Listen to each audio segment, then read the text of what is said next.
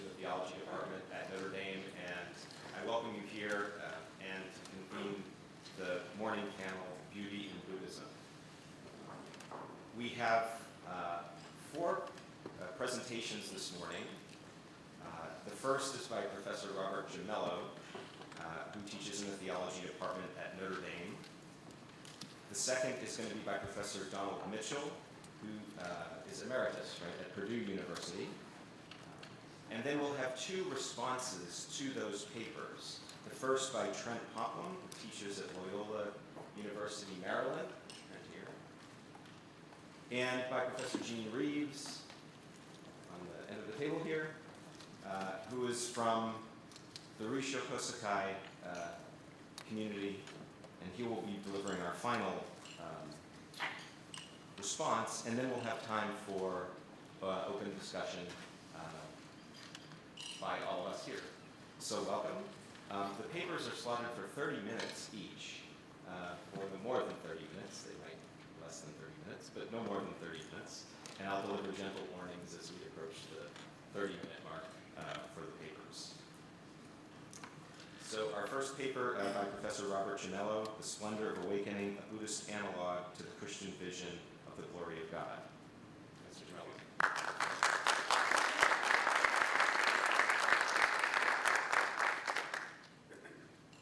I have some slides to show, so I'll deliver my remarks about here.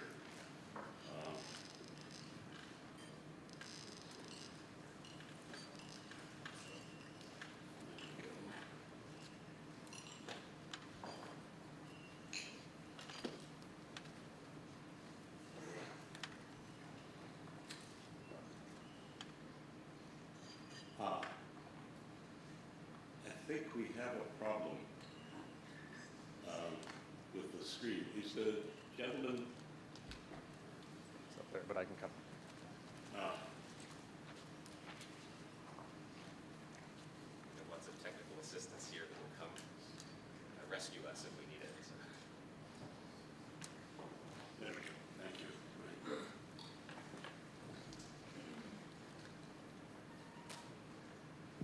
Good morning. Thank you all for coming. Thanks to everyone who's involved in organizing this conference. I'm very glad that we've managed to pull it off, and I'm looking forward to today's discussion. My written paper, extra copies of which I have, if anyone would like them, you can see me after this morning's session. The written paper begins with an epigram, which you see now on the screen, a quotation from an early Buddhist text, actually a kind of pericope, a sentence that appears in many Buddhist texts, which I've given you here in Pali and in its Chinese translation.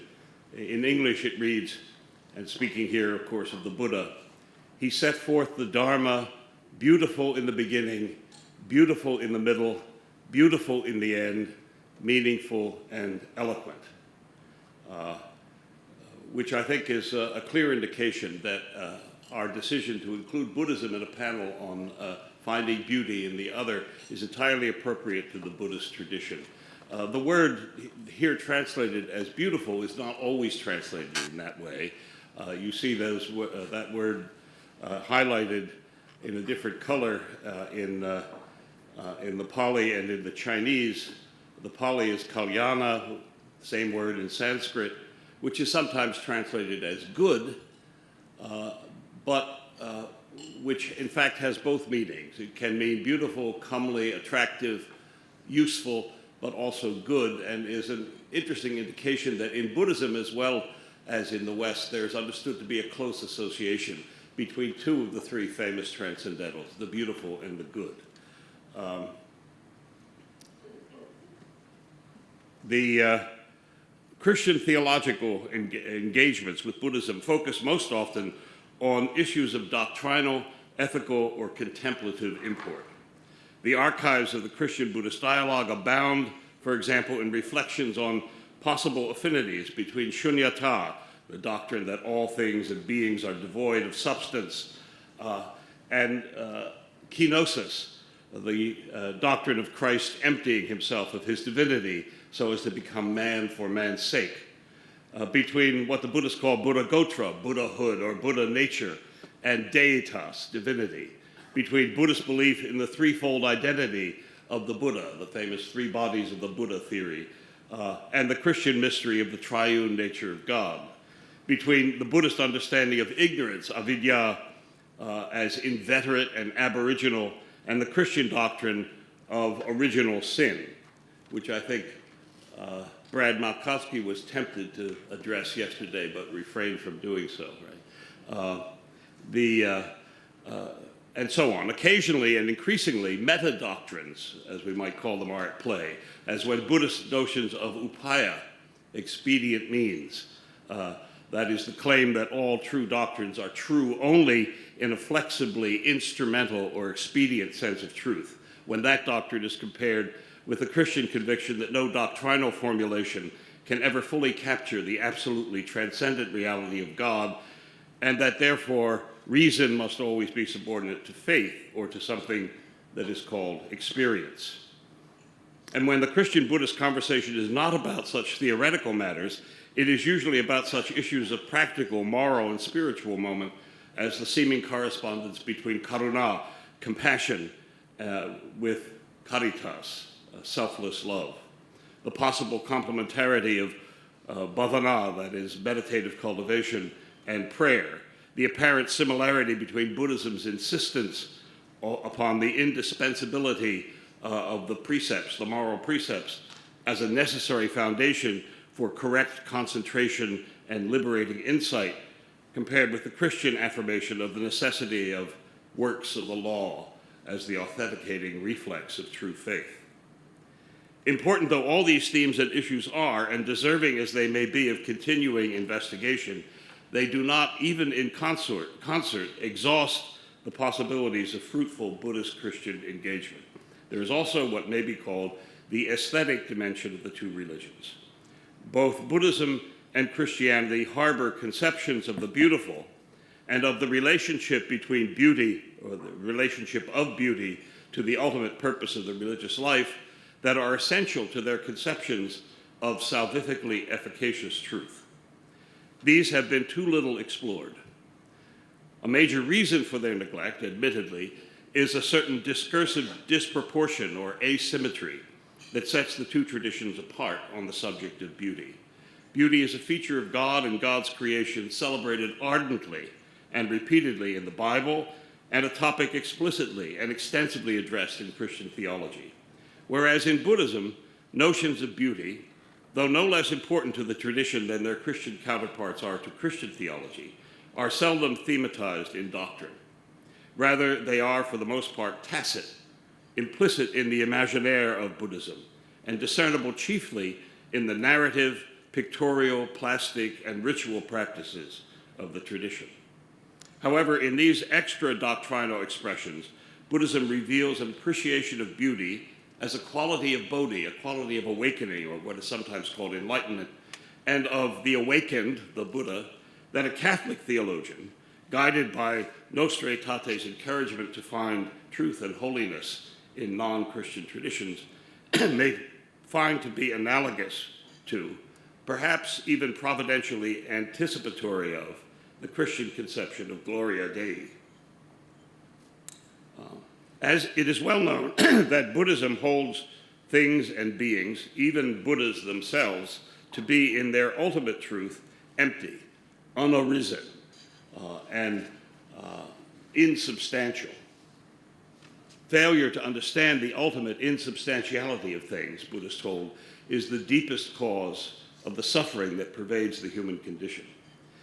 These together, the emptiness of all things, together with the inveterate failure to perceive that emptiness, are the ground of Buddhism's characteristic apophasis, its adamant preference for the via negationis, the negative way, by which all illusions of substantiality are purged. They are also, I will suggest, the warrant for the recurrence in Buddhism of aniconic, iconophobic, sometimes even iconoclastic impulses, occasioned by the suspicion that imagery, especially vividly beautiful imagery, threatens to confer on things a false and seductive appearance of substantiality. Less well understood or appreciated, however, are the cataphatic entailments of emptiness, what Buddhist scripture calls, among other things, the wonderful and marvelous qualities of Buddhahood and the arrays of wondrous qualities of the Buddha worlds that are said to be revealed when the emptiness of all things and beings is clearly seen. It is only when all things are understood to be devoid of own being, svabhava, that they can be seen to be replete with the potentiality of awakening, with what the tradition calls Buddhahood in embryo, Tathāgatagarbha, which we'll hear more about this morning, with Buddha nature, or original awakening. The aesthetic resonance, or the aura, if you will, of the marvelous qualities born of emptiness is most often depicted as a kind of grand and radiant splendor, emanating from the persons of awakened beings and permeating the reality that they have awakened to and the reality they have in fact created by their awakening. This splendor manifests in the overtly hieratic character of much of Buddhist art, is what Buddhists seek to capture verbally in such Sanskrit locutions as vyuha, usually translated as array or magnificent array, and alankara, often translated, I think, inadequately as adornment or decoration, and in the Chinese term Zhuangyan, which is commonly used to translate both vyuha and alankara, but which also has its own connotations of majesty, loftiness, sublimity, grandeur, etc. This is one kind of beauty recognized and projected by Buddhism. There is, however, another kind of Buddhist beauty, another aesthetic of awakening, diametric to that of splendor, and in a way subversive of it. This is revealed whenever the tradition remembers the emptiness that the perceived glory of Buddhahood may have tempted it to forget. This is the plain, frugal, even astringent beauty of the ordinary, the chaste charm of things, of ordinary things, even of Buddhas and Bodhisattvas, deflated, as it were, by the perception of their emptiness. To this, the East Asian Buddhist and aesthetic traditions often give names like Pingdan, Pingtan, Pingchang, which can be translated as flat, thin, ordinary, common, quotidian. All three of these terms strongly suggest that the things to which they are applied are bland, insipid, pedestrian, unprepossessing, understated, undramatic, not sharply delineated, tenuous, tentative, etc. But for all that, still satisfying and edifying to both the senses and the mind. Buddhist appreciation of this sort of disenchanted beauty is a product of the disenthralling discovery that all things and beings, instinct with the glory of Buddhahood though they may be, are also devoid of substantiality, and thus, in the words of the Diamond Sutra, like a mirage, a magician's trick, etc. What follows here are some examples of and some reflections on the quality of otherworldly splendor, what the Chinese call Zhuangyan, more about that word in a moment, especially as it is illuminated or thrown into high relief by comparison with its aesthetic antipode, the austere and pallid beauty of the plain and quotidian. Zhuangyan, which the Japanese pronounce shogon, is a term most commonly translated as adornment, ornament,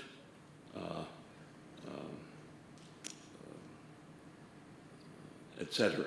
But these translations, I think, are anemic.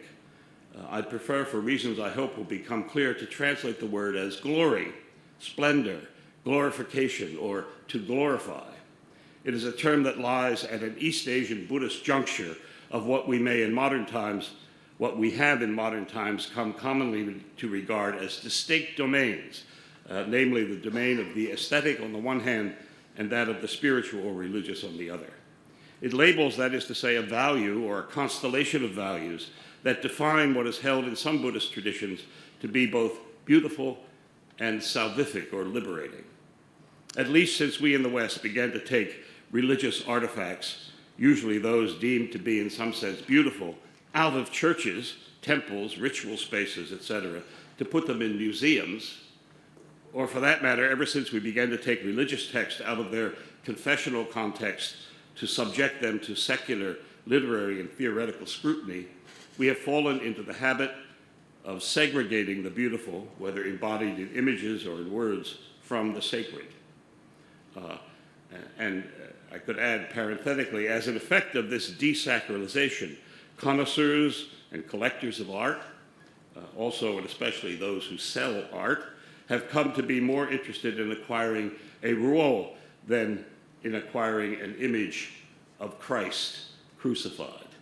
More interested in the, for example, quote, use of gold pigment in Heian period Japanese painting than in images of Kannon attending Amida. More eager to own a Rothko than a painting of Christ in Gethsemane. Fascinated more by evidence of Greco-Roman influence on Gandhara Buddhist sculpture than by images of Maitreya, the future Buddha. Keen to buy a Barnett Newman and not so impressed by the fact that the Newman they crave is a set of the Stations of the Cross. All of this has come to pass even though we have never been able completely to overlook. Indeed, we continue to be somewhat unsettled by the fact that until rather recently in human history, those things treasured as most beautiful were also most often the very same things that were considered most holy. We are now thus in the predicament of having to relearn how the beautiful and the sacred converge, of having to recover a sense of sacred beauty, if we are to understand such things as Buddhist art, or even more generally, if we are to understand the deep connection in Buddhism between the apprehension of Buddha beauty and the attainment of liberation. Consideration of a particular term, the term Zhuangyan in Chinese, I wish to suggest is an occasion for such relearning. First, a few words about the word itself. In a richly informative article published in a recent issue of the journal Asia Major, Stephen Tizer of Princeton has made a convincing case that the word Zhuangyan may well have begun its history, at least as early as the Han Dynasty, sometime around the beginning of the Common Era, as a vernacular lexeme, a word first employed in spoken Chinese that found its way via Buddhism into the formal written Chinese language. It is, he notes, first a binome. Binomes are relatively rare in classical Chinese, but not so rare in spoken Chinese, not even, so far as we can tell, in very early spoken Chinese.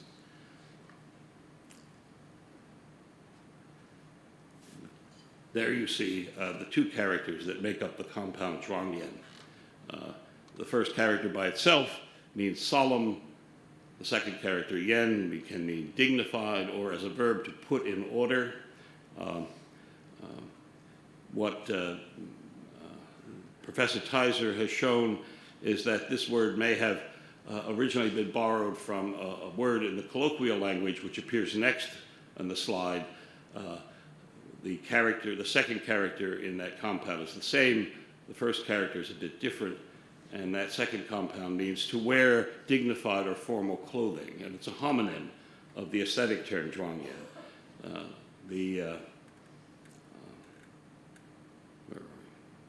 As is often the case, the separate etymologies of the two characters that form the compound are less important for our understanding of the compound as a compound than its actual usage. And in its vernacular use, it seems to have meant something like to don finery, to dress up. Early translators of Buddhist texts, even the earliest of them, like those who worked in the 2nd century AD, apparently found it useful to borrow this Chinese colloquialism to render Indic terms like vyuha, magnificent array, and alamkara, ornament. But the use of the Chinese term in translated Buddhist text is broad and variable indeed. It refers not only to decoration or embellishment in the purely ornamental sense, for example, the offering of flowers at a reliquary, but also to acts of exaltation of far greater, even cosmic scope and significance, as when Buddhas and Bodhisattvas are said to effect the transfiguration of whole worlds by conferring upon those worlds the boon of their own inconceivable merits. thereby transforming crude, gross, defiled, mundane precincts into awesome realms of supramundane purity and radiance. The use of the term in this more exalted sense is related to the untrammeled hyperbole that is so common to Mahayana Buddhist scriptures. They're intoxicating, some find them cloying, descriptions, sometimes seemingly endless, of Buddha fields, as they're called, Buddha worlds, seen as vistas of beryl or lapis lazuli, sprouting trees and flowers made of precious gems, irrigated by crystalline streams, irradiated by and radiating unearthly light, free of all shadows, abounding in uncanny creatures, resounding with heavenly music, all surfaces burnished in gleaming color, teeming with images and figures, devoid of empty spaces, etc. In consideration of such Buddhist images, I would suggest that the word Zhuangyan encompasses in its full semantic range at least the following network of meanings. As a noun, it means, and I won't recite all of these terms here, you can see them on the board, things like splendor, solemnity, sublimity, repletion, loftiness, etc. As a verb, it means to adorn, to embellish, but also to magnify, to ennoble, to exalt, even to transfigure. Often the word has important overtones or connotations of opulence, sumptuousness, luxuriance, density, surfeit. Also sometimes a sense of the miraculous, the uncanny, the otherworldly transcendence. In other words, it is a word that bears comparison with biblical terms like the Hebrew habod, the Greek doxa, also the Greek kalom, and which, by the way, is cognate with the Sanskrit term kalyana that you saw in the epigram a moment ago, and the Latin Gloria, which are all in turn translated into modern European languages with words like the English glory, the German Herrlichkeit, famously favored by von Balthasar. But perhaps as a term especially of Buddhist visual culture, it would be better actually to see what the word means rather than only collect synonyms for it or quote passages from Buddhist scriptures exemplifying or defining it. Let me offer then some visual examples of Zhuangyan or of the Zhuangyan aesthetic. You have already seen one such example in one of the opening slides where the title of my paper was given, which is a detail from a mural in one of the Dunhuang caves in far western China, an illustration of one of the famous Mahayana sutras, the Huayan Sutra, sometimes called the Flower Ornament Sutra. I would call it the Sutra of Floriate Splendor. This painting, its aesthetic quality, has been and would be described in Chinese discourse about such things as an example of the Zhuangyan aesthetic. Other examples of the same theme abound in East Asia, and here are several more slides. Other illustrations of the same Mahayana scripture, showing scenes from the scripture of the Buddha preaching.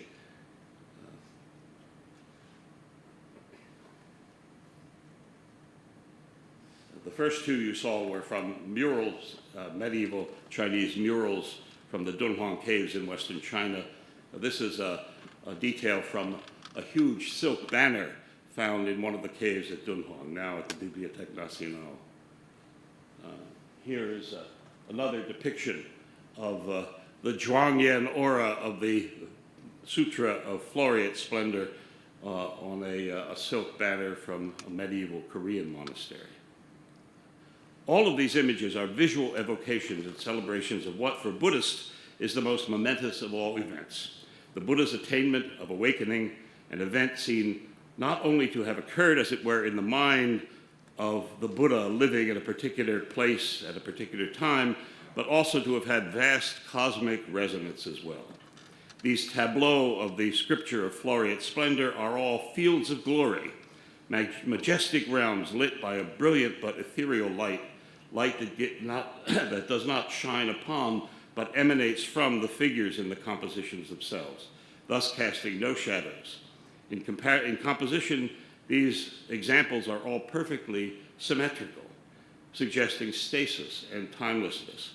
The figures that populate the scenes, the Buddhas, Bodhisattvas, and other deities and saints who inhabit these otherworldly worlds, all display a kind of serene imperturbability or impassible equanimity that shows them to reside well beyond the turbulence and imperfection of the mundane order. Such scenes, I would suggest, are all visions of Zhuangyan, as are the even more plentiful painted and architectural representations of Sukhavati, the so-called Western paradise of Buddhism, the paradise presided over by the Buddha Amitabha. These paintings, you see an example here on the screen, abound in East Asia. And you see the Zhuangyan aesthetic not only in painting, but also in architecture. Those of you who visited Kyoto may have taken a side trip to the town south of Kyoto known as Uji, where you would find this famous hall, Phoenix Hall as it's called, which is an architectural representation of the palace of Amitabha that you saw, thank you, in the painting. But the qualities of Zhuangyan are to be found not only in depictions of transfigured worlds, but also in representations of individual deities.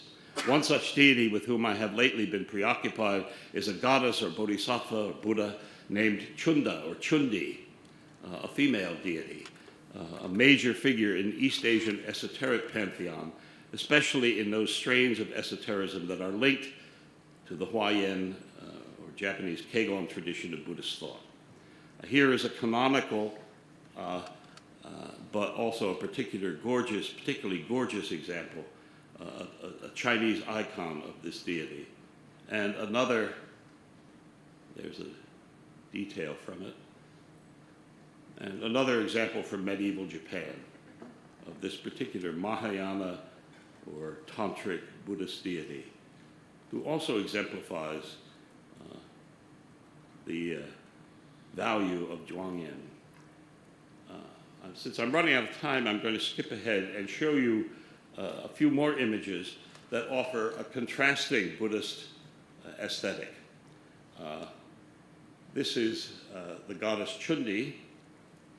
So is this, a Ming Dynasty painting of the same goddess. We know she's the same goddess, not because she looks like the goddess you just saw a moment ago, but because the painter inscribed her name in the inscription on the painting. Right? The aesthetic that informs this painting, then, is of a kind altogether different from that of Zhuangyan. What to call it? Perhaps we should simply describe it as a somewhat idiosyncratic variant of the amateur literati style, or we might call it, as some do, the Zen style of Buddhist painting.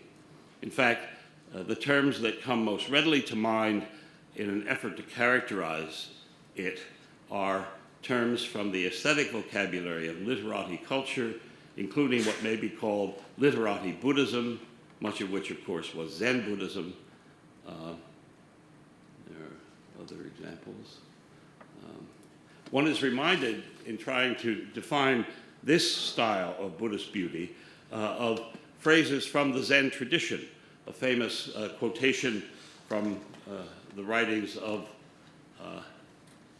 there's the terms that I referred to earlier that are used to describe the aesthetic flavor of an image like that of the goddess Chundi depicted as a figure from Chinese opera rather than as a divine presence.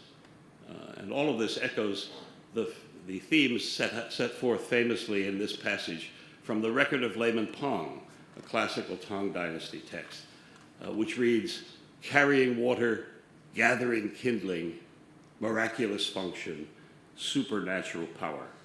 If there's anything miraculous or supernatural about the second painting of Chundi, it is clearly of a very subtle, ordinary, as opposed to blatant and extraordinary kind. And there are other examples of this contrast, and you see the contrast here quite clearly. Same goddess, entirely differently represented. This is another deity from the Mahayana tradition, the famous Bodhisattva Avalokiteshvara, the Bodhisattva of 1,000 hands, in his form as the Bodhisattva of 1,000 hands and 1,000 eyes, in decidedly hieratic Zhuangyan style. 32 heads as well. This is the same deity, depicted in the Pingdan rather than the Zhuangyan style, in a Sung Dynasty painting. Another depiction of Guanyin or Avalokiteshvara from Sung Dynasty China. Still another, very different representations of the same goddess, as you can see in these juxtaposed photos.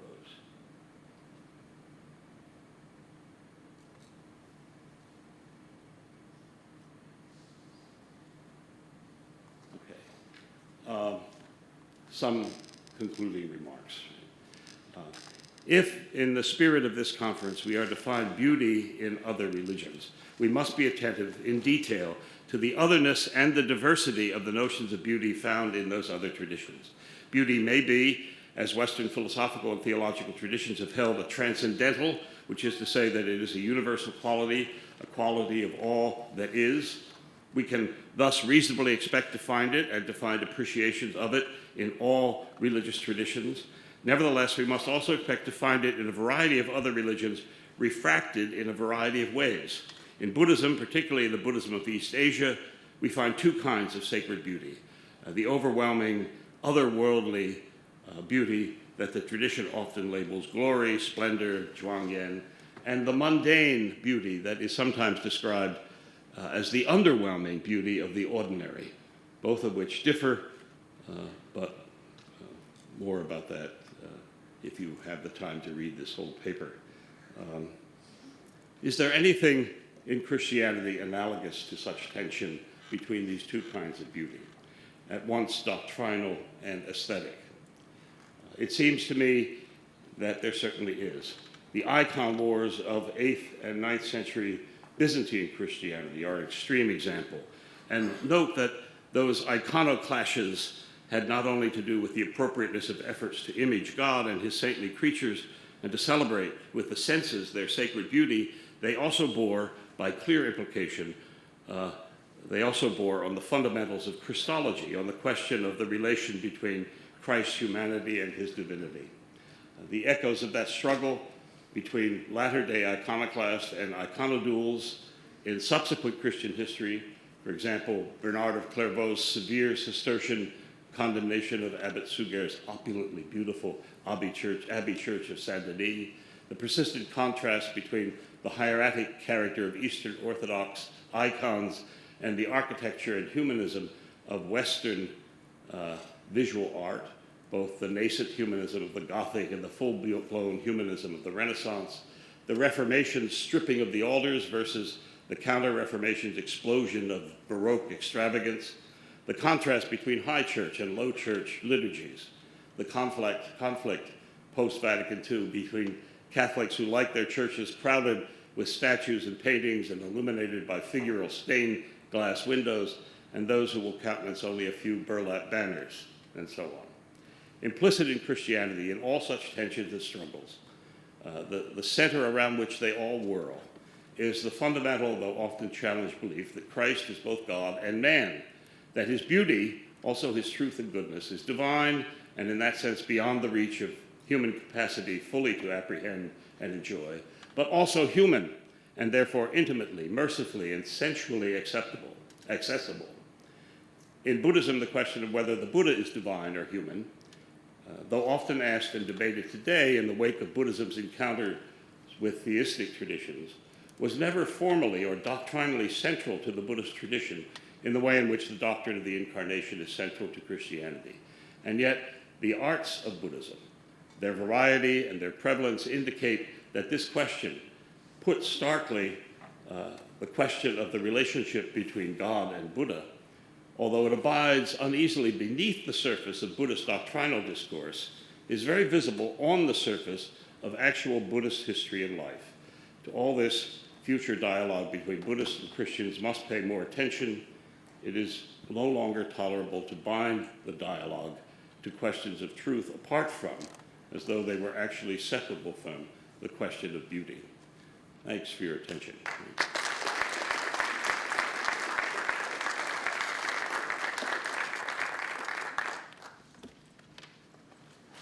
Thank you very much, Professor Gimello. Our second paper is by Donald Mitchell. The title I have here, Finding Beauty in the Other, Tathāgatagarbha and Imago Dei. And you're welcome to either deliver your remarks here from the table or from the podium as you like, Professor Mitchell.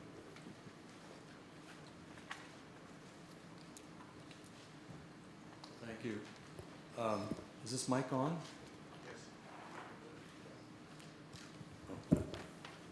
Moves. Okay. So the title that you have in front of you is not the title of the paper that I'm going to present. I was asked to send a title many months ago, which I did, and then as I began to write the paper, I thought, you know, this is a better idea. And so I'm going to be talking, and also at that point, I'd gotten Rob's title, and I realized, oh, he's focusing on East Asia, and he's focusing on the glory of God and so forth. So I could understand from his title what he was about. So I thought I would write something that was parallel to that from South Asia, from India, the Indian tradition, especially the teachings of the Buddha himself. So almost an introductory to what you've seen, although, as we'll see, the people in East Asia are much more artistic than you have in the South Asian tradition. So my title is Finding Beauty in the Other, an Indian Buddhist Perspective.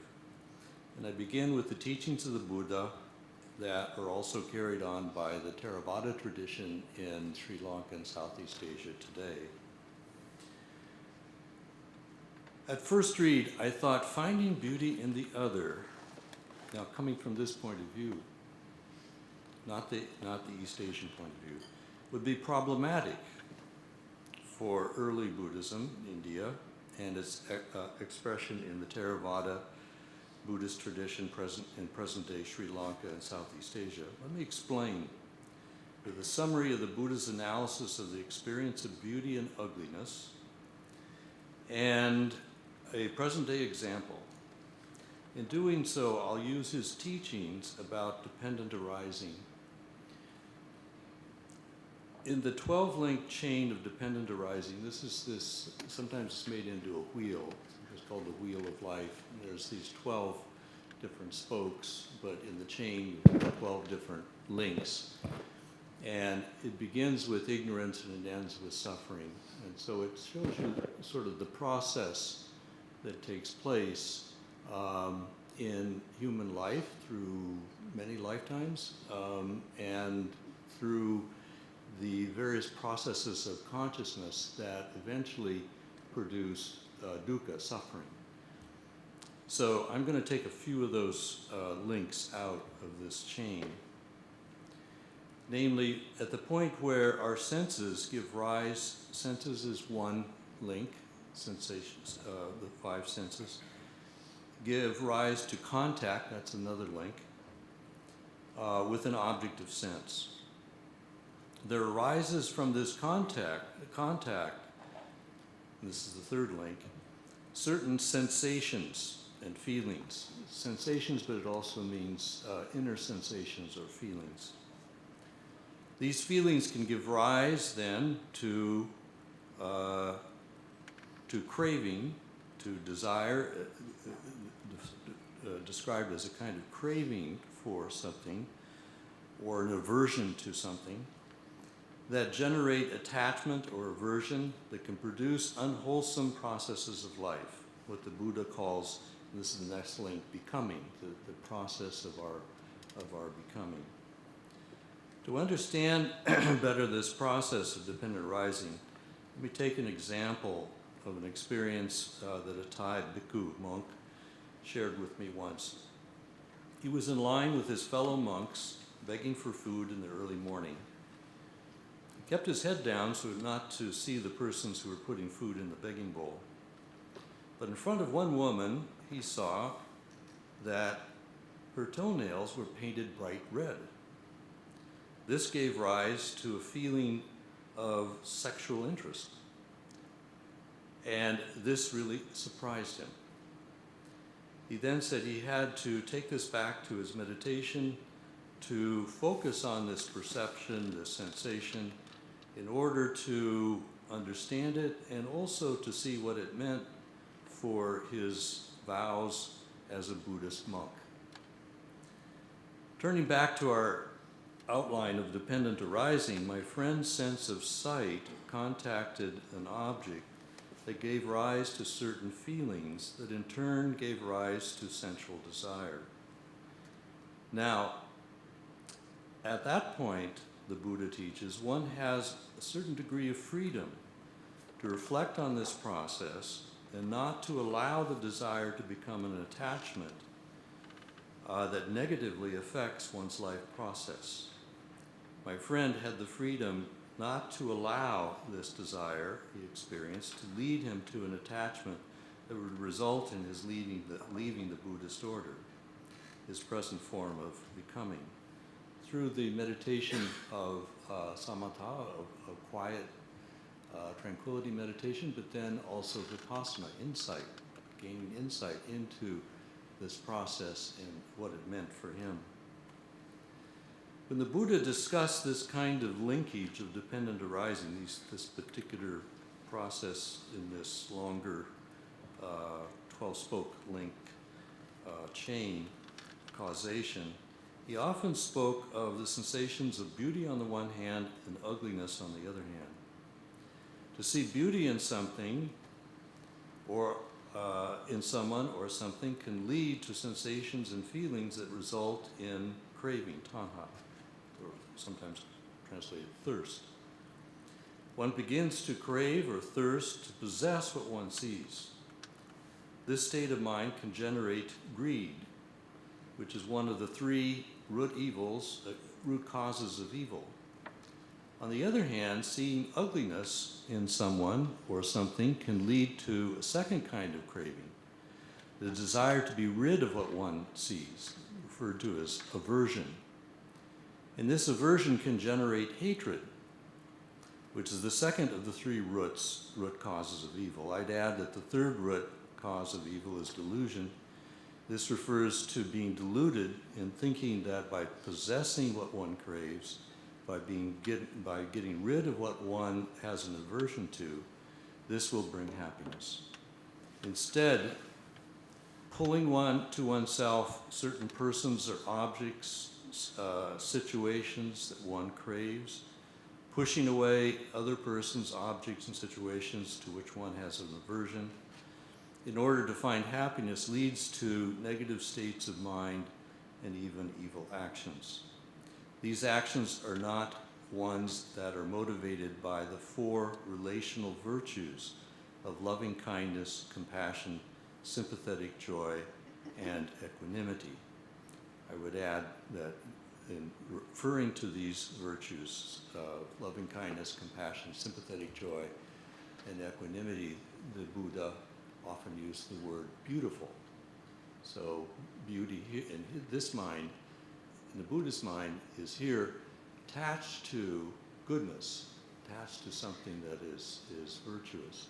Whereas what I gave before as an example is beauty attached to a physical object, something physical. So, for the Buddha, it is necessary to be unmoved by the perceptions of sensations and sensations in a negative way. For example, there is said to have been a monk who had an advanced skin disease, and his fellow monks kept him separate due to being moved by aversion to his condition. The Buddha, when he visited the community of monks, instead took a basin of water and a towel, washed the monk himself. He admonished the monks, "O monks, you do not have a mother or father here who can tend to you. If you monks do not tend to one another, who is there to take care of you?" remember that whoever tends a sick person, as it were, tends to me. That's what Jesus was saying at one point himself. So what about beauty? Is there a place for a positive experience of beauty according to the Buddha, early Buddhism? In fact, there is. The Buddha taught, and I just mentioned, he talked about these qualities. These are the relational qualities of loving kindness, compassion, sympathetic joy, joy that resonates with the other person, and equanimity. Equanimity means a number of things, but one of the things it means is to treat everyone with these same virtues. To be lovingly kind to every human being, no matter whether they're beautiful or ugly or whatever, and not be moved by beauty, not be moved by ugliness. Okay? So this is a different kind of beauty that's not moved by the sensations that we experience. The Buddha taught over and over that the dress and demeanor of the monk should be pleasant or pleasing to sight. Note here that the Buddha connects beauty of dress to the beauty of demeanor. Also, the monastery should be built and kept so that it is pleasing to the sight and provides peace needed for meditation. Again, note that beauty of place is connected to spiritual growth. For example, the Venerable Sapaka speaks of finding beauty on the banks of the Ajakarani river, near where he practices meditation in his cave. When the crane with its beautiful white wings, startled by fear of the dark thundercloud, flies seeking shelter, then the river Ajakarani delights me. Who wouldn't be delighted by the rose apple trees that adorn both banks of the river there behind the cave of my hermitage? The lazy frogs croak. Today isn't the time to stray from mountain streams. Ajakarani is safe, pleasant, and delightful. The Buddha also taught what are called the 8 liberations. The third is when one is intent on what is called the beautiful, sobbana. This liberation comes about when the forms of our perceptual experience cease and meditation is focused on a beautiful image in the mind generated by looking at particular objects and then taking from that the beauty as abstracted from that physical reality. Here, beauty is connected to the purity of one's mental state.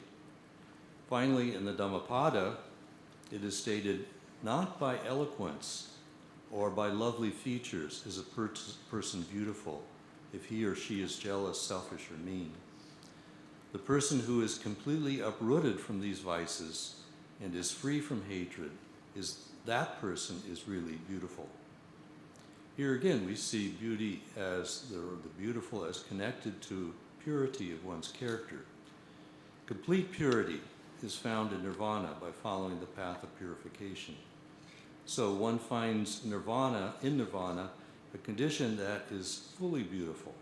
This is represented by the lotus that grows in the murky water and breaks the surface, blossoming with a beautiful flower and a delightful fragrance. If the beautiful is connected to one's demeanor, purity of mind, word, and action, with what is peaceful, natural, and wholesome, we can say that for the Buddha, beauty is connected to the good. And if the highest good is nirvana, which is connected to the realization of the Dhamma, the truth, then truth, beauty, and goodness are aspects of the condition of nirvana. In this regard, it is important to note that the attainment of nirvana, according to the Buddha, is not produced by practice. Rather, the Buddha refers to it as unborn, unproduced. It's like a metal that's covered with rust. Once the rust is removed, the underlying metal is discovered. It was there all the time. So turning again to the title of our conference, Finding Beauty in the Other, one could say that if nirvana is unproduced, it must already exist. It is a matter of realizing it, awakening to it, becoming enlightened to its truth, goodness, and beauty. For Theravada, this means we must follow the path of purification until we blow out the conditions of our ordinary life and realize our full potential, the attainment of nirvana. This is also the potential of the other, all others, all living beings. To see this in others is something that is already, as something that is already but not yet, as we Christians might say, is to find beauty in the other. Here are some passages from a guided meditation in the Theravada tradition titled Seed of Enlightenment. Look into your heart and see there a shining jewel, beautiful, translucent, giving off many colors, the most valuable thing that one can find in the universe, the seed of enlightenment. Now look at people everywhere. There isn't one that doesn't have the same jewel in their heart. And it's easy to love these people, to feel connected, and to know that's the only way that we can live together in peace. Wherever we look, each heart has its own greatest beauty and magnificent value. And so our love can flow easily, everything unimpeded. Now, turning to later Indian tradition, the Mahayana tradition, a new literature was written in India during the 3rd, 4th century CE. This was 2 or 3 centuries before the great Buddhaghosa, the systematizer of Theravada tradition, lived. These new Mahayana sutras introduced the notion of Tathāgatagarbha, who was mentioned earlier, womb or embryo of the Buddha. Tathāgata is the title for the Buddha. Garbha means womb or embryo. The texts state that all living beings contain within the embryo of Buddhahood. Now, it's important to note that in Mahayana Buddhism, the goal in life is not just the attainment of nirvana, but to go beyond to the attainment of Buddhahood, to become a Buddha. The Bodhisattva path of Mahayana that leads to Buddhahood entails a number of stages that enable one to create a celestial Buddha realm. You saw some pictures of them from the East Asian tradition, and reside there for eons as a celestial Buddha, in touch with all living beings, helping them to achieve awakening in Buddhahood. In Theravada Buddhism, each person who gains nirvana in this life instead goes to final nirvana after death. So, as the Buddha taught that nirvana is unborn, unproduced, and therefore something potentially realizable in all living beings, in these new sutras, it is said that we contain within us the unborn embryo of Buddhahood. The goal of Mahayana Buddhism is the realization, or better, the awakening of this Tathāgatagarbha. I would note that in East Asia, Tathāgatagarbha is known as Buddha nature. All beings have Buddha nature.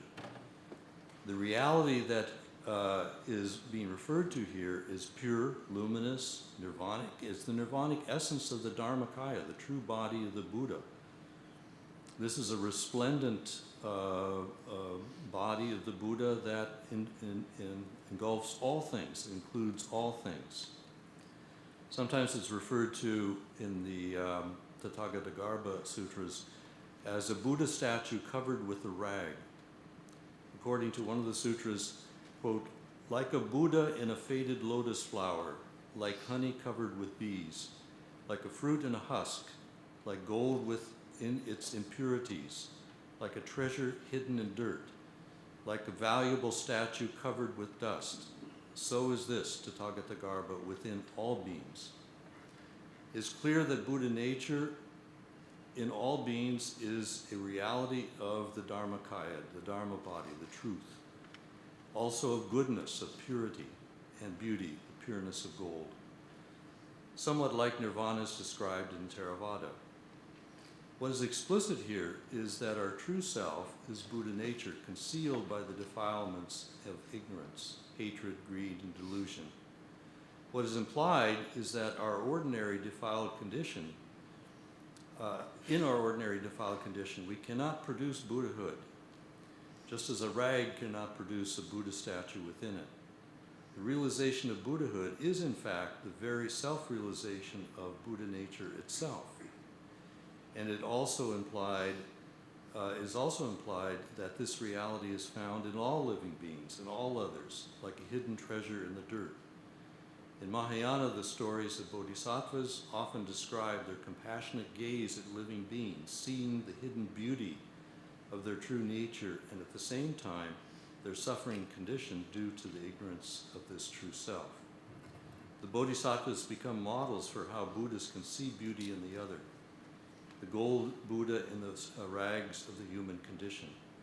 For example, in chapter 20 of the Lotus Sutra, never disrespectful bodhisattva would say the same words of praise to everyone he met, from the lowly in society to those of high rank. I would never disrespect you or treat you with arrogance. You will surely attain Buddhahood someday. In the eyes of this bodhisattva, others are equal to himself. All have Buddha nature. In each one, he sees the beauty of his or her true self. Now, in conclusion, I'd like to extend the conversation a little bit. Subtitle is Finding Beauty Between Self and Other. So I'd like to take the conversation a step further, see what you think. If two or more persons find this kind of beauty in each other, what about the mutuality of their relationship? I asked this question decades ago to Keiji Nishitani at his home in Kyoto. I asked him, you speak of the movement from self-centeredness to other-centeredness that reflects the unity and compassion of ultimate reality, the Dharmakaya. If we do this together with others, are we creating what you call, quote, a field of force, his words, that gather all humanity in its own home ground, again, his terminology. He answered, yes. And when we attain a deeper realization of unity, we find the fundamental truth of community, or what has been called circumcisional interpenetration, using Christian term, Trinitarian term. This is to be aware of the fundamental way of being, unity. Here in unity, each person can realize his or her true self. But the true self is always other-centered, so it also means to become aware of the true freedom of our being. To discover our true self is at the same time the realization of true unity.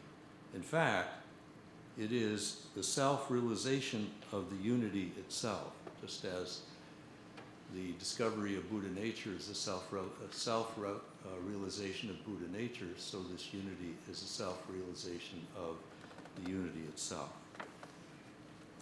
I have 5 minutes and I'm going to beat it. The step forward here from the realization of the potential of nirvana, or Buddhahood in oneself and the other, to the self-realization of the unity between self and other, as the fundamental way of being of self and other, of community, indeed, of the circumcisional interpenetration of the Trinity itself. Nishitani is echoing the teachings of Shinichi Hisamatsu. At Kyoto University in 1942 and 43, students went to Hisamatsu in a crisis over the war. Quote, the students and the teacher became one, according to one of his students, namely Masao Abe. Hisamatsu called his communal oneness the ideal of a postmodern age. He sought to build a community overcoming the individualism of modernity. His communal spirituality called for what he termed an active love in which people give themselves as gift to each other in an interpenetration that is in the image of the interpenetration of the Dharmakaya, of the Dharma body, the true body of the Buddha that includes all of existence. He said that this active love is like a fire. These are his words.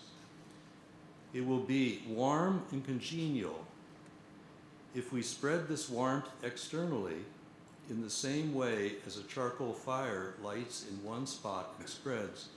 Everyone in the room will become warm.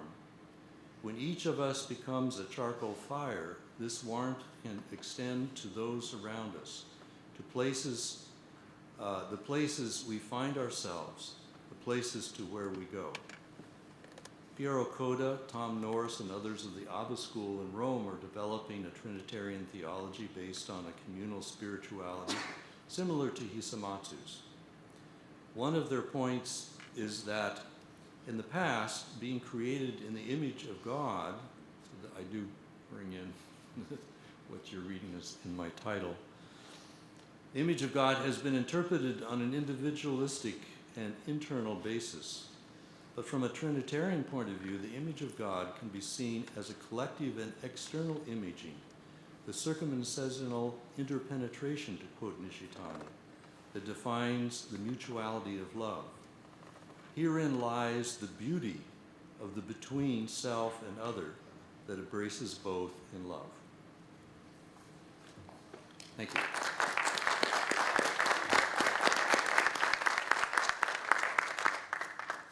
Thank you very much, Professor Mitchell. And now we'll have two responses to the papers. The first will be by Trent Pomplun of Loyola University, Maryland. Trent?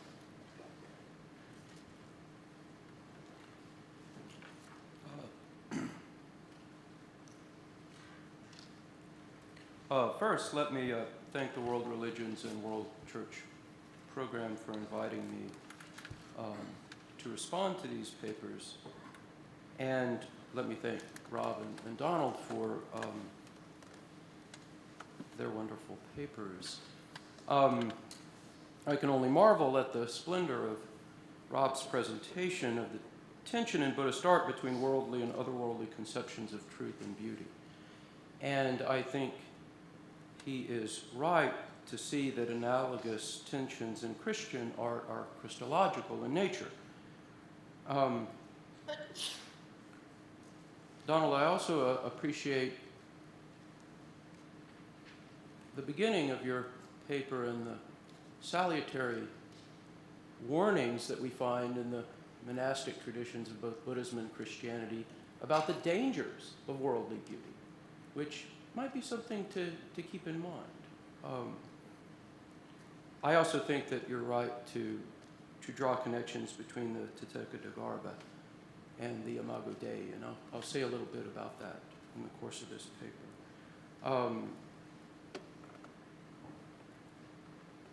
But I'll do so primarily by providing some additional historical background to both Rob and Donald's subjects.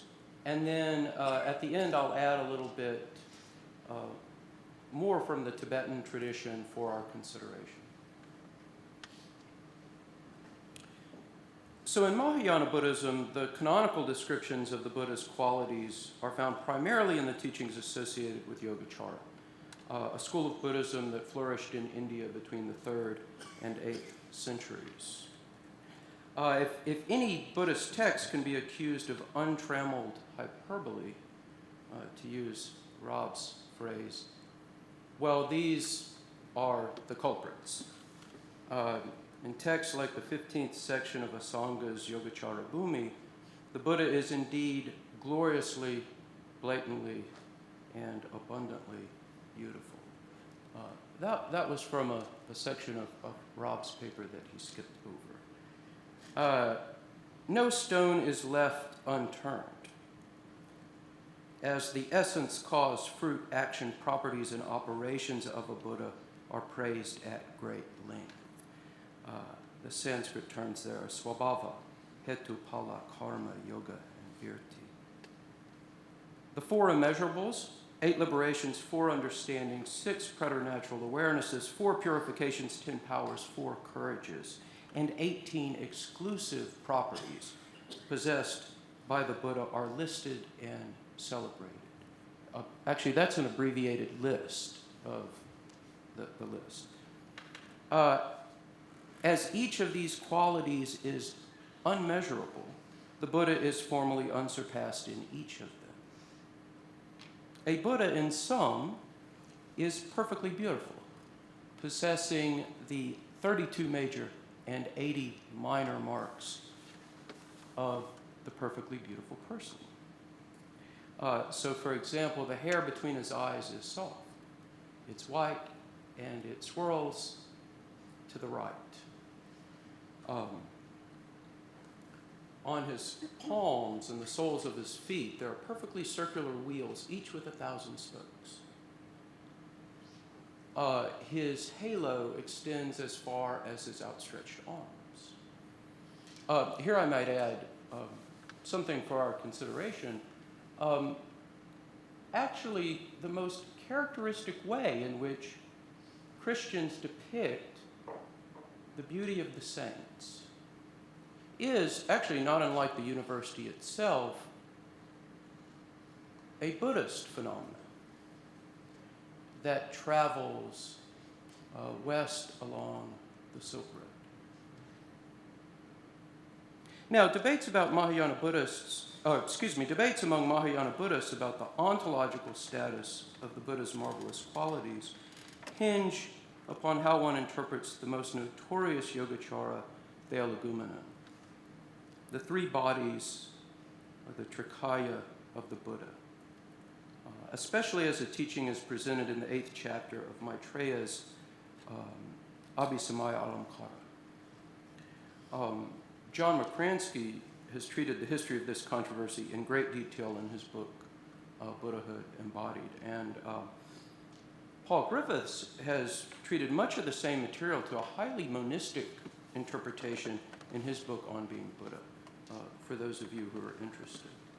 To simplify the debate a bit, all Yogacharans agree that a Buddha possesses 3 bodies. His Dharmakaya, or truth body, which is the ultimate truth. His Sambhogakaya, the celestial enjoyment body by which he appears to bodhisattvas and other advanced practitioners. And his Nirmanakaya, the earthly magical body that he manifests to ordinary men and women. All also agree that the Buddha's Sambhogakaya and Nirmanakaya, his magnificent array and manifold ornaments, his Vyuha and Alamkara, are manifestations of his Dharmakaya. And here I might add that while Buddhist art clearly manifests the tension between the worldly and otherworldly qualities of a Buddha, theologically speaking, maybe Buddhologically speaking, Buddhists see no tension, or at the very least think that the tension is due to our own ignorance. A Buddha always, indeed spontaneously and compassionately manifests his Sambhogakaya and Nirmanakaya only according to the needs of those to whom he appears, which I think is an important point. Now, that said, the various Indian and Tibetan commentators disagree, often quite sharply, whether the Dharmakaya, which is everywhere identified with the ultimate, the unarisen, the insubstantial, and indeed emptiness itself, is a mere negation of intrinsic existence, or whether it contains the Buddha's marvelous qualities in some mysterious manner. This disagreement, I think, is of some importance for the Catholic theologian who wishes to find a conception of infinite beauty in Buddhism, or who wishes to draw an analogy between the qualities of a Buddha and the glory of God, or perhaps the glory of Christ, the Blessed Virgin, or the saints. Some Buddhists, pointing to the fact that the Abhisamaya Alamkara explicitly states that the Buddha's swabhava, his essence, is one, argue that Buddhahood cannot be a collection of many good but discrete qualities, however enlightened, an interpretation common enough in the Abhidharmic literature. Rather, Buddhahood, they maintain, is a single, simple gnosis of all reality, beyond any division of subject and object. Indeed, these Yogacara texts consistently identify the Buddha's non-dual gnosis with reality itself. And in such accounts, the language of non-Buddhas, ordinary language, is hopelessly inadequate to describe the ultimate non-dual gnosis that is the essence of Buddhahood. Now, other Buddhists, basing themselves primarily on the Ratnagotra Vibhaga, argue that the marvelous qualities of the Buddha fall under the category of effect, phala, but not under the categories of essence or cause, svabhava or hetu. Put more simply, they argue that the gnosis that constitutes Buddhahood is itself caused and independently arisen like any other conventional phenomenon, and so cannot be identified with the Dharmakaya, which in these traditions is the ultimate truth of emptiness conceived strictly as a non-affirming negation, meaning it implies nothing, it's a mere negation. Now, if the Dharmakaya is conceived as a mere emptiness, then both the worldly and the otherworldly qualities of the Buddha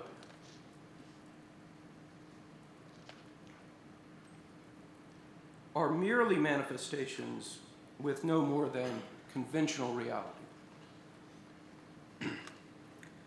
If the Tathāgatagarbha is conceived as mere emptiness, then the Imago Dei risks reduction to mere potency.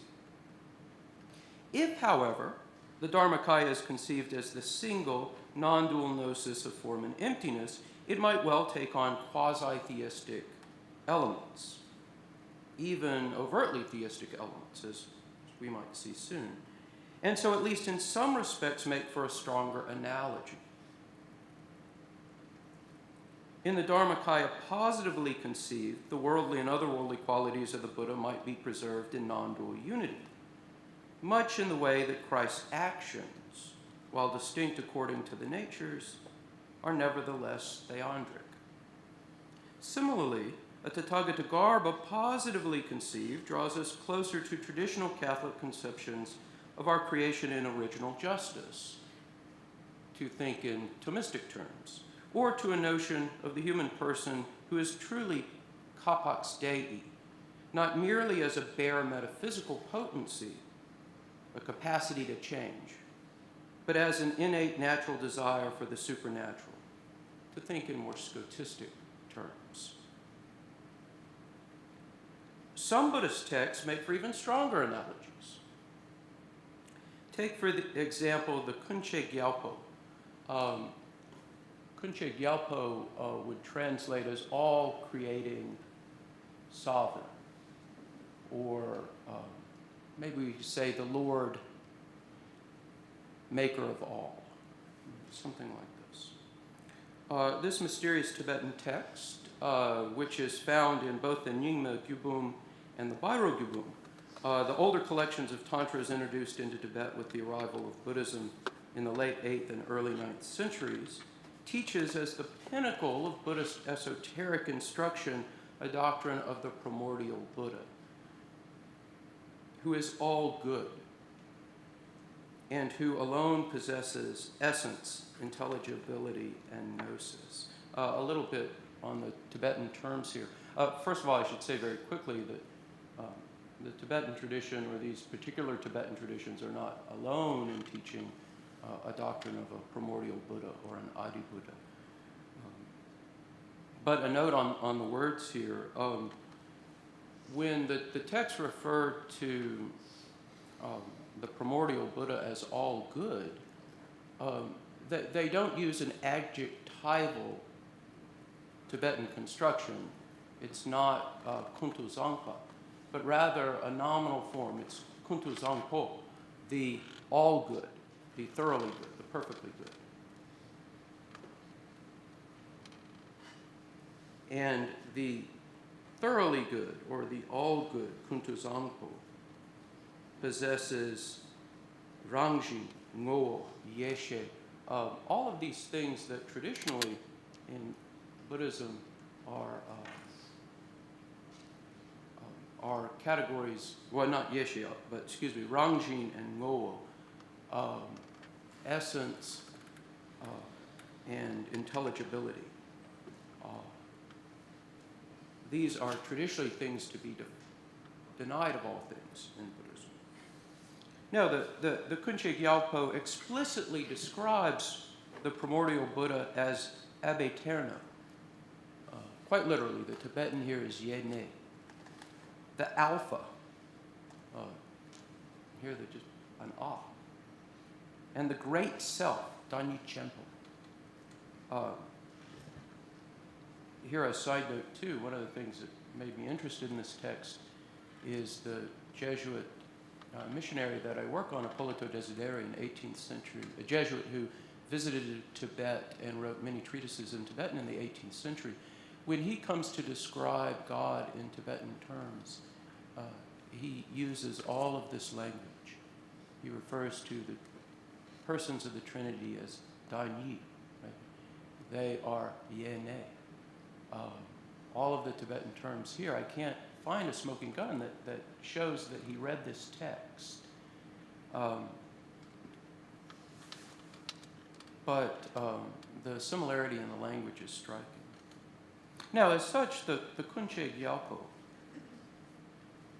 the all-creating sovereign, is the maker of all things.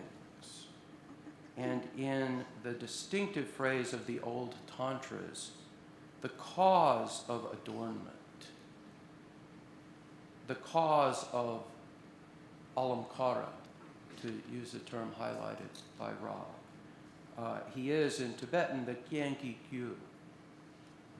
And Gyu is the Tibetan translation of alamkara. He is the cause, again, of the alamkara. He causes the very elements out of which the universe is composed. So he's not a mere demiurge. He causes all Buddhas and all Bodhisattvas. Indeed, the Buddhas and the Bodhisattvas themselves are his array, his vyuha, and his ornament, his alamkara.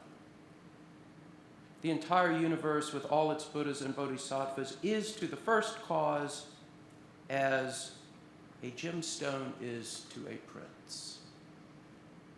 In this respect, the Kunche Gyalpo, quite deliberately it seems, modifies the Trikaya theory found in Yogacara texts. In it, all three of the Buddha's bodies, the Dharmakaya as well as the Sambhogakaya and Nirmanakaya, arise from the first cause. Emptiness itself is empty not because it is the emptiness of phenomena, the common teaching of Madhyamaka, but rather because it depends upon the all-creating, infinitely compassionate Kuntuzangpo. In fact, the Dharmakaya, the primordial non-dual union of emptiness and gnosis, is his first ornament. The primordial Buddha, we might say, created the very essence of Buddhahood as the beginning of his ways. Now, with more exotic texts like the Kunche Gyalpo, we might well revisit some of the old discussions of Trinitarian analogies in Buddhism. It might well add to the circumsessional notion of personhood advanced by Nishitani.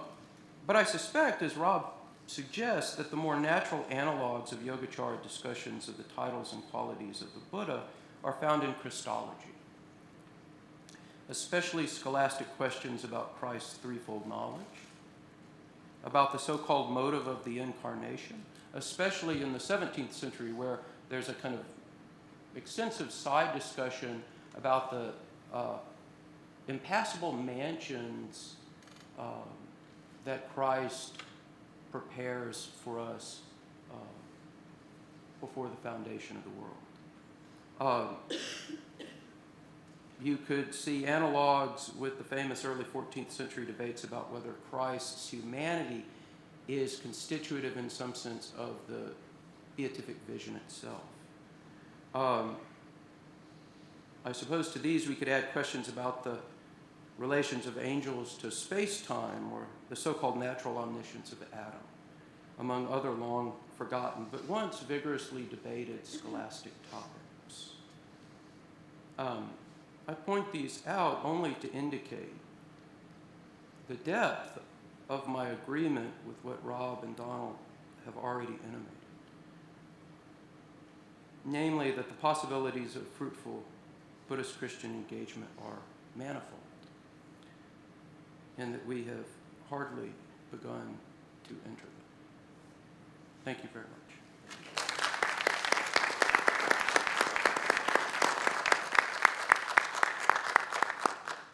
Before we continue on, would any of my panelists like a drink of water? Are you all okay?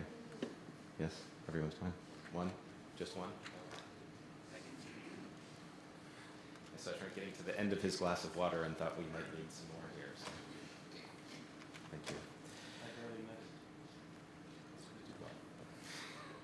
So our final response is by Jean Reeves from the Risshō Kōsei-kai Institute. Jean, is that how I would describe it? Institute? Community? Yeah. Do I have a microphone? I think it's right there. I know I can see this, but I mean, are you hearing, am I speaking through it? I can hear you fine. Can everyone hear Professor Reeves? Yeah, okay. Well, oh, now it is. It wasn't before. Okay. I'm sorry? Speak into it. You have to really If it gets, we can bend it a little closer, but you have to get fairly close to it. Sir.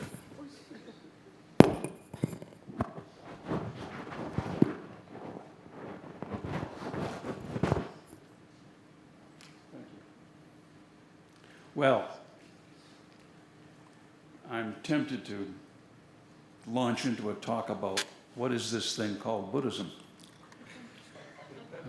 Buddhism is as you know, is a very, very rich tradition over several different cultures. And for me, at least, it's very, very difficult to talk about Buddhism in general. There are some things one can say, but very few with accuracy. So I'm here representing, in a way, one particular, really quite small Buddhist tradition. As you heard in the introduction, I'm from Risshō Kōsei-kai, a Buddhist institution that was founded in 1938. Not very old, not very big. We probably have 6-7 million people. But it's a tradition that goes back through other Buddhist traditions in Japan and China, particularly the Nichiren tradition, which is quite large, actually, in its influence. Well, with one exception, all of the modern Buddhist movements in Japan are rooted in Nichiren Buddhism. Nichiren Buddhism is rooted in Tiantai, Tendai in Japanese, Tiantai in Chinese, in Buddhism, which takes us back to the 7th century. So there is a long history of connections here, but there's a lot of realms of Buddhism. This morning we've heard from South Asia and Southeast Asian Buddhism, Theravada. We've heard from Tibet. We've heard from China. And there's a sense in which my wife and I maybe represent Japan here this morning. And one thing about Japanese Buddhism is that it's not later than Tibetan Buddhism, but it's certainly later than Chinese Buddhism or Southeast Asian Buddhism.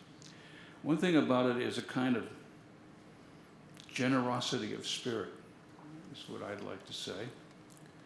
A kind of openness to others and to other Buddhist traditions. Well, I was invited originally to comment, I thought I was being invited to comment on Rob Gimello's paper, which I didn't get to see until yesterday evening. So I have not had much time to even think about it, never mind work out some of the details. There is one thing I'd like to say about that paper. I like the paper. I learned a lot from it, and I think all of us can. But I wondered whether it isn't, after all, in the end, too Christian rather than Buddhist. Too Christian in the sense, well, almost in the Barthian sense, that it takes these two kinds of aesthetic, these two kinds of beauty, which are there. There's no denying that they're there. But I think Rob kind of maybe pushes them apart more than needs to be. Makes them totally different from one another, from each other, in a way that they really are not in Buddhist art. So, for example, just a trivia, I mean, there are lots of little things we could talk about, but just one thing is that for Rob, the otherworldly Buddhist images are perfectly symmetrical. Yet in my experience, I don't think I've ever, and now I need to do some research to see if this is true, but I don't think I've ever seen a Buddhist image that's perfectly symmetrical. They all have an element of difference between the left and the right, between the upper and the lower. There is no perfect symmetry. They are more symmetrical than some other images, that's for sure. But it's a matter of degree, not a matter of complete symmetry. So I would take that as just a kind of one little symptom of something one might think about, that Rob might think about, is whether he's pushing the difference between worldly and otherworldly to a kind of extreme that is classically found typically in Christianity, but not so much in Buddhism. I would also like to make just one quick comment about Don's paper, and not really so much about the paper. Don's, actually, the title of Don's paper has to do with Theravada Buddhism, Southeast Asian Buddhism. But he winds up with the last third of the paper or so about East Asian Buddhism, which is fine. And this may be just a prejudice or a bias on my part, but it's true that you can find in the text that the robes should be worn in a certain way that is pleasing and that the temple should be pleasing and so forth. But it's always seemed to me that in Theravada Buddhism, today at least, beauty is something to be shunned. Beauty is not to be found in the other. Beauty is not to be found anywhere. If we're to follow and I'm talking about monastic, well, but no, it goes beyond the monastics. It seems to me that in Theravada Buddhism, there's very, very, very little appreciation of beauty anywhere. Even the temples are really not beautiful compared with East Asian temples, or really or compared with Western churches. So those are the two things I'd like to say about the two papers. They're off the top of my head and not carefully thought through. But as I was thinking about talking to you this morning, I thought about the title of this conference, Finding Beauty in the Other. And I'd like to sort of hang my remarks on those three key terms in that title: finding, beauty, and other. And I think that my Buddhist perspective on those three terms is a little different from the perspective of some others. So first, finding. It's a word we don't use very much in Buddhism. It can be used, of course, but it's not used very much. When I first started thinking about this title, I thought that beauty and other would be very simple and not be problematic, but that finding might be problematic because in English, finding means different things. It can be the result of a search. I found my wallet in the bedroom. Or it can be the result of an accident. I found $1 in the street. Or it can be to recognize the presence of something. Sugar is found in soft drinks. Or it can be a matter of becoming aware of something. The detective found the killer of the girl. Or it can be a matter of declaring something to be the case. The killer was found guilty. So we have many different uses of found, and I had to wonder, well, there are other also more obscure uses of find. To find oneself, to find God, What do these finds mean? Well, what does it mean then to find beauty in the other? Or in a religious tradition other than one's own, in some other religious tradition? For those of us who are devoted in some way to the Lotus Sutra, as Dawn suggests, beauty. Dawn would say hidden beauty, but I'm not sure beauty is always hidden. It's always there to be, not to be found, but to be seen. Well, maybe that's a kind of finding, I'm not sure. As Dawn suggests, it can be found everywhere. So, Dawn mentions the Bodhisattva never disrespectful. I think it's a very important story out of the Lotus Sutra for illustrating what we need to talk about. In that story, this Bodhisattva, who we're told studied sutras but didn't learn anything from them, studied Buddhist philosophy and didn't learn anything from it. And he becomes, this is toward the end of the story, you have to understand, this Bodhisattva becomes, in a future life, becomes Shakyamuni Buddha. So this is not a story about any old Bodhisattva. This is about a future Buddha. And he simply, his practice is not sitting in meditation. It's not reciting sutras. It's not doing any of a lot of other Buddhist practices that Buddhists follow. His practice is very simply going to everyone he meets and telling them, I would never disrespect you because, this is part of it, this is an important part, because you too can become a Buddha. You too can become a Buddha. And that is the central teaching of the Lotus Sutra.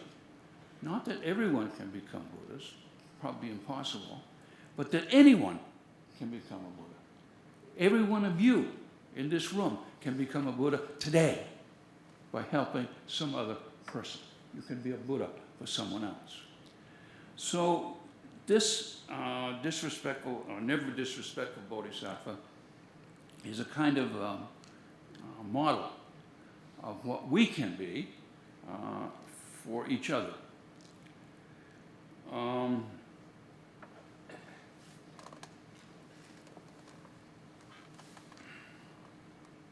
trying to read my notes and I can't read them. I don't write very clearly. It also means the opposite. It means not only that each and every one of us can become a Buddha for someone else, it means that anyone can become a Buddha for us. The person you meet on the subway car, or the spouse that you meet at home, or the teenage kid that you don't get along with very well, any person you meet, any person you encounter can become the Buddha for you.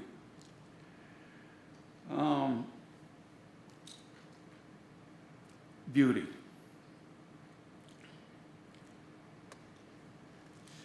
What is found or seen, at least in a Buddhist context, may not fit very well our definitions, our Western definitions or understandings of beauty.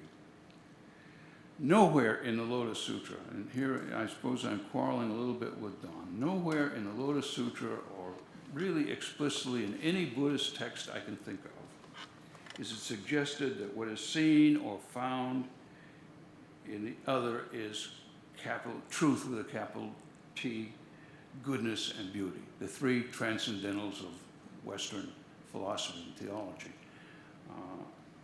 Of course, one can find, if you want to look for them, you can find suggestions of such things, but actually, this is really Christianizing Buddhism. Similarly, I think, despite Nishitani, who was very influenced by German thinking, I don't think you can find in much of Buddhism, occasionally you do find it, but not in the Lotus Sutra do you find an equivalence with something that can be called a true self. There is no true self. There's only the self that actually is.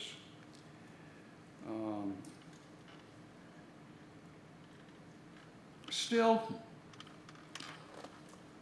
there is something beautiful in the lotus. I'm speaking from a Lotus Sutra tradition where the lotus is a powerful image. There is something beautiful in the lotus with its roots in the mud and its flower facing the heavens. But sometimes, and sometimes in Buddhism as well, but especially in Western interpretations of that imagery, we understand that we're told that the flower is what's beautiful and the roots are what's ugly. But for Lotus Sutra Buddhists, that is never the case. What is the case is that that whole process of a beautiful flower emerging from the muddy water or from the mud in which its roots are located, that very process is what is beautiful. It's the whole lotus that's beautiful, not just its flowering. Or it is its flowering, but it's not just its flower.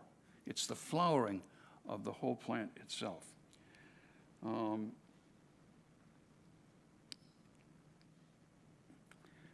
And part of this, and this is related very much to Rob's paper, I think, part of the idea is that beauty emerges from the ordinary. Beauty emerges from the ordinary. And that doesn't mean it leaves the ordinary behind. In chapter 15 of the Lotus Sutra, there's an interesting story about, well, it's a long story and I don't have time to tell the whole thing, but in an earlier chapter, a lot of Buddhas and Bodhisattvas have come from other worlds to visit Shakyamuni and another Buddha. And now it's time to go home. And some of those bodhisattvas go up to Shakyamuni Buddha and they ask him if they couldn't stay behind and help him. They realize that he's living in this world where people are difficult to deal with. And they think maybe they can help out. And Shakyamuni Buddha basically says, well, thank you very much, but no thanks. We've got plenty of bodhisattvas of our own. And as he says that, a gazillion bodhisattvas emerge from the earth. And we've understood, the tradition has understood that those bodhisattvas emerging from the earth is a symbol of bodhisattvas emerging from everyday life. That you can be a bodhisattva today because of your rootedness. We could say in the mud, but that's probably making it too ugly. Your rootedness in everyday life. And so for the Lotus Sutra, beauty always is connected to the ordinary. It's not two different things, but one thing, which is a process of the beautiful emerging from the ordinary, or the otherworldly emerging from the this-worldly. Finally, the other. I'm probably the only Buddhist in this conference. I might even be the only non-Catholic, I don't know. So I should be in a good position to speak about otherness. I'm the other. Yet, many of you, or several of you at least in this room, are old friends of mine. We've known each other for years. You've eaten in my home. You know my wife. So it's awfully hard for me to believe that because I'm Buddhist, I'm simply other. It doesn't work that way, it seems to me, in our lives, in reality. Similarly, the Lotus Sutra, I think, proclaims that no one is merely other, that there is no real or no totally other. We find Buddha nature in others because it arises in ourselves.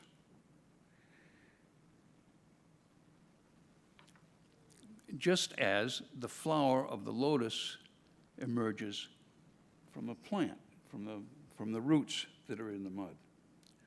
Otherness, of course, emphasizes diversity, which, of course, cannot be denied. But the Lotus Sutra and many forms of Buddhism emphasize unity or commonality. Everyone, according to the Lotus Sutra, everyone without exception has the potential to be a Buddha. Whether rich or poor, female or male, young or old, healthy or sick, beautiful or ugly, moral or immoral, and we have stories to kind of account for each of these. Everyone, absolutely everyone, has an ability to embody the Buddha in their lives and thereby find or see the Buddha in others. So maybe for Lotus Sutra Buddhists, it's not enough to find beauty in some other.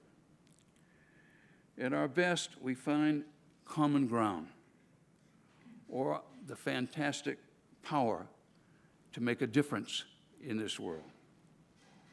For Risshō Kōsei-kai, that's what makes interfaith relations, interfaith cooperation, interfaith understanding, interfaith dialogue, it's what makes interfaith relationships terribly important.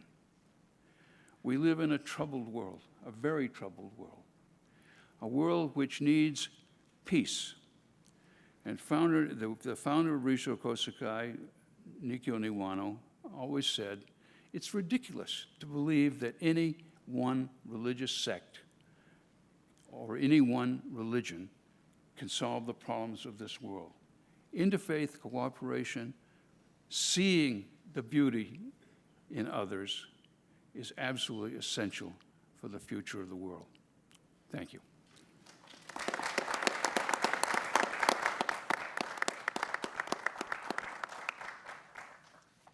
Thank you very much, Professor Reeves, for your comments.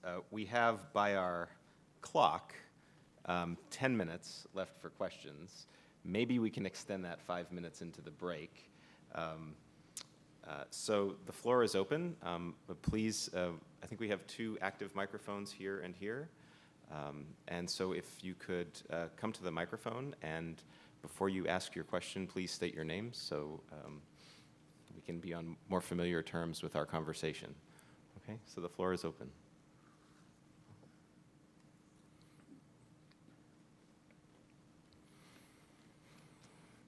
I'm Paul Coleman here at Notre Dame, and I want to thank the 4 of you for your papers.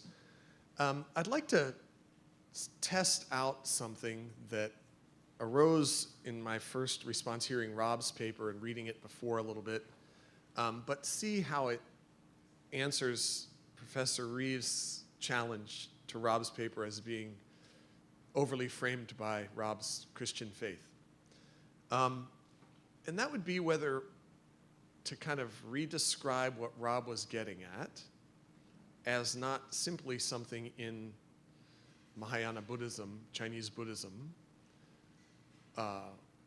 but a logic at work in all sorts of religious practice and discourse. And that would be the logic that wants to rationalize, purify, focus, and the logic that wants to proliferate, fill, expand, add.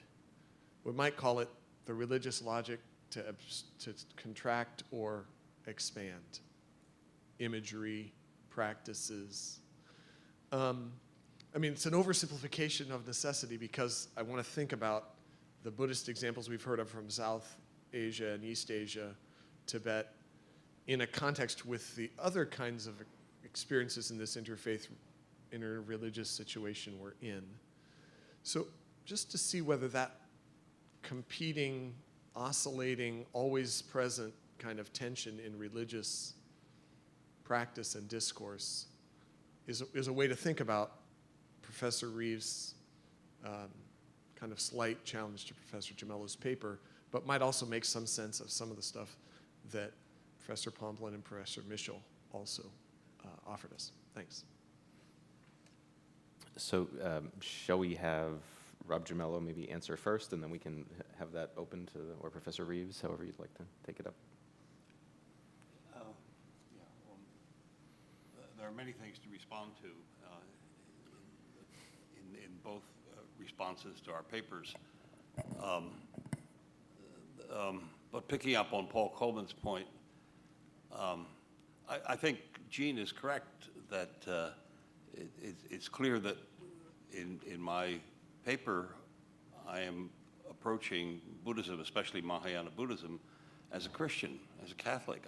I don't mind being identified as a Catholic who studies and admires Buddhism. I'm not so sure I like being called a Barthian, but that's another question.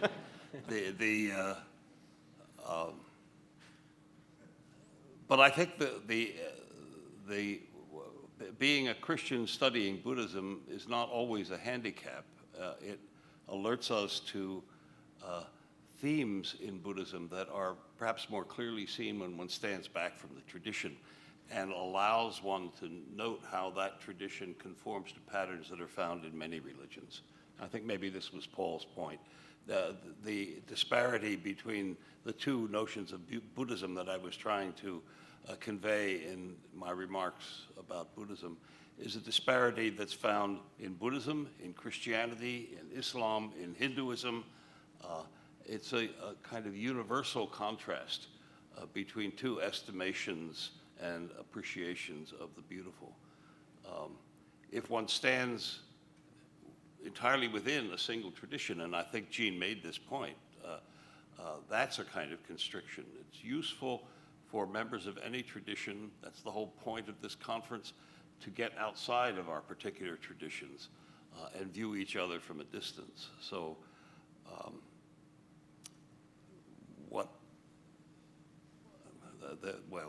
perhaps I don't leave it there, right? But I want to thank Trent for a point he made in his remarks when he, quoting that early Tibetan tantric text, emphasized that the glory, the splendor, the vyuha and alankara that I was discussing is the effect of the cause who is the Buddha. That's a very important point, which I didn't make clear, I think, in my own remarks. The Buddha is the origin of beauty, and beauty is not simply a property of the Buddha. Thank you. Let's make a comment about that, this disparity that you mentioned. And I loved what you did with the juxtaposition, excuse me, of very Zen-like drawings of Kuan Yin, and then also the more elaborate pictures of her. I've always wondered why it is that I'm attracted to Theravada on the one hand and Zen on the other hand. And much of what's in between doesn't seem to move me very much. And I think it's a matter that with the Theravada tradition and the early teachings of the Buddha, I feel like they're grasping with the true human condition and what are the factors that make up that condition, and a promise of relief, a promise of change, but not a relief from total suffering. Right before the Buddha died, somebody asked him before he went on his last journey, how do you feel, at being an old man? And as I get to be old, I understand this better and better. He said, I feel like an old cart that's being held together by leather straps. And sometimes I feel like I need a leather strap here or there to hold one piece together with another. And yet he was the Buddha, I mean, and that's what I see in those later pictures of Kuan Yin or Zen pictures of Hui Neng, this very humanness of our life. And yet in religion, there's this attempt to, as you were saying, to sort of glorify things. And that comes about in the Mahayana tradition. And I attribute it to the influence of Hindu imagination. And then it goes even more so with the Tibetans, which I attribute to Tibetan imagination. And finally comes back down to earth with the Chan tradition or the Zen tradition. On the other hand, I am learning, and I have learned a lot from the Risshō Kōsei-kai in terms of the Lotus Sutra, and it's certainly in the Lotus Sutra that you see this glorification of the Buddha and Vulture Peak and so forth. I think what attracts me there is how they take that as a backdrop to dealing with daily life in a manner that Jean has described, that's very concrete and is not beautiful in the kind of ways that you see in the pictures of the Pure Land or whatever it might be. But just the tenderness of the kind of beauty that I think was mentioned the other day that the Pope sees in places where you and I may not see it. And that's what attracts me, both in the Theravada tradition and in the Zen tradition. And I'm sure it must be there in Tibetan too, it's just that I'm not that familiar with it.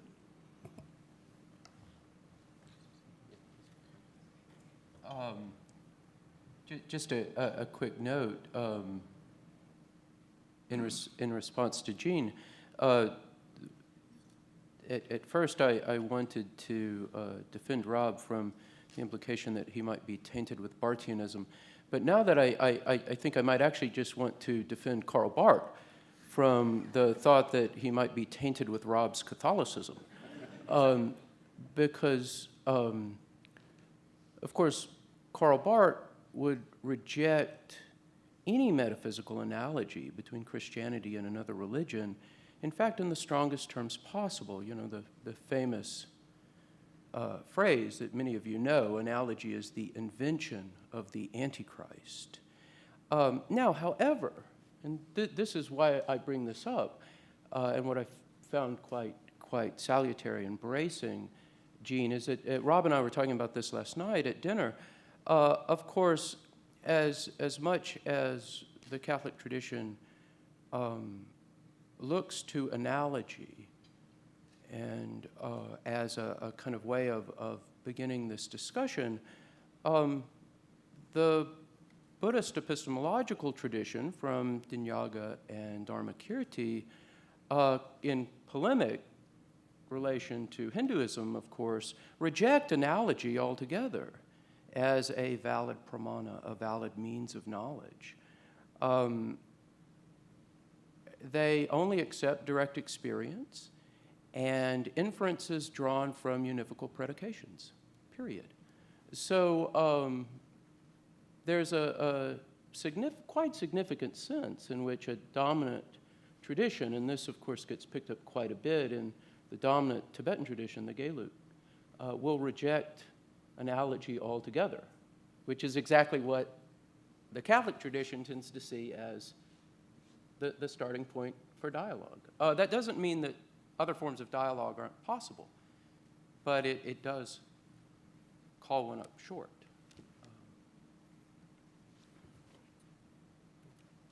Other questions? Gabriel Reynolds from Notre Dame. It's a question for Jean. Thank you to all of you for your presentations. It's just a general question, not very well informed, I'm afraid. Could I ask you to speak a little bit more slowly? Yes. Thank you. Certainly.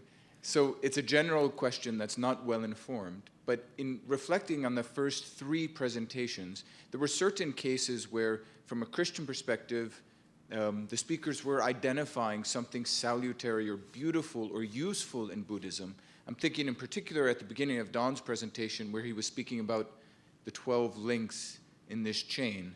And I wonder, from a Buddhist perspective, your reaction to this sort of use of, let's say, morality tales or spiritual lessons from the Buddhist tradition. Is it okay to take one piece out and apply it, well, as a Christian, can I take one piece out and apply it to my life? Or is that doing damage somehow to the system that needs to be kept as a unitary whole in order to, in fact, make real spiritual progress? That make sense? Yeah. I think, this is being very simple about the matter, but I think there's nothing wrong at all with borrowing from other religious traditions, borrowing insights, stories, ideas, whatever pleases you is fine. What I think is not so good is to take a very diverse and rich tradition such as Buddhism and identify that you find compatible or find pleasurable or whatever, to identify that as Buddhism, as something, as some abstract Buddhism. If you identify it as Buddhist, I have no problem at all. Even if it's not very Buddhist, I have no problem at all, because you find within the Buddhist tradition, as you do within a Christian tradition, an enormous variety. And there's nothing wrong with pulling out any of that that's useful and helpful.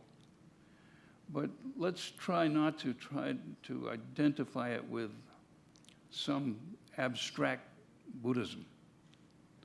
That would be my feeling about the matter. We've come to the end of our revised stated time, 5 minutes after the clock time.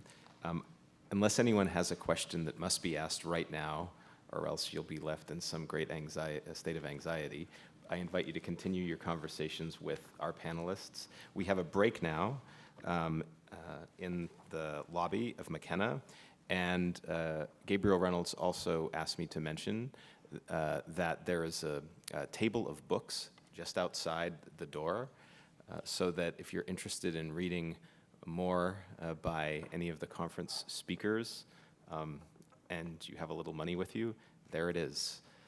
So enjoy the rest of the conference. Thank you for coming this morning.